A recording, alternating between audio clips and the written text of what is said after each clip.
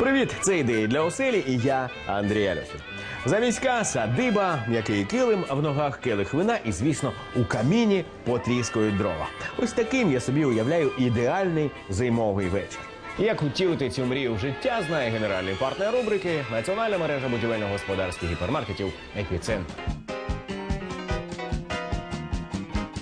Ідеальний варіант для міського помешкання – електричний камін. Головна перевага електрокаміна в тому, що він не потребує ані інженерних комунікацій, ані хорошої тяги. Якщо чесно, це просто тюнінгований електроконвектор, який до того ж має стильний екран з імітацією полум'я. Вогонь, хоча і штучний, вигляд має дуже реальний. Окрім того, від каміну немає ніякого бруду, а його конструкція настільки безпечна, що обпектися неможливо, тому він абсолютно безпечний навіть для маленьких дітей. Залежно від дизайну, усередині каміна горітимуть дрова або ж вугілля. Найкращі каміни з імітацією іскор. Увага, пам'ятайте, електрокамін – це все ж таки електроприлад, тому купуйте його тільки у перевіреного продавця і обов'язково вимагайте сертифікат якості. Що ж до конструкції, то тут камін або кріпиться до стіни, або вмонтовується в декоративний портал. Не дуже раджу вам купувати електрокаміни із недорогим пластмасовим обрамленням. Виглядає воно непогано, але насправді воно недовговічне. Візьміть натомість із благородних матеріалів, скажімо, мармуру або ж деревини.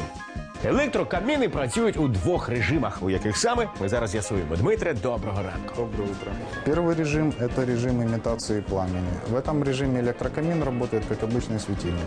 Ну а второй режим – это режим обогрева. Найпотужніший електрокамін здатен обігріти кімнату у 20 квадратів. Енергоспоживання такого каміну до 2,5 кВт. Тобто на рівні електрочайника. А у декоративному режимі він споживає лише 100 Вт.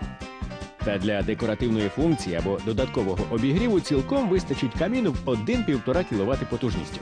Рівень яскравості, як і тепла, виставляється тут автоматично. Що ж до ціни, то навіть найдорожчі коштують у кілька разів дешевше за дров'яні. Ціна стартує вже від 990 гривень.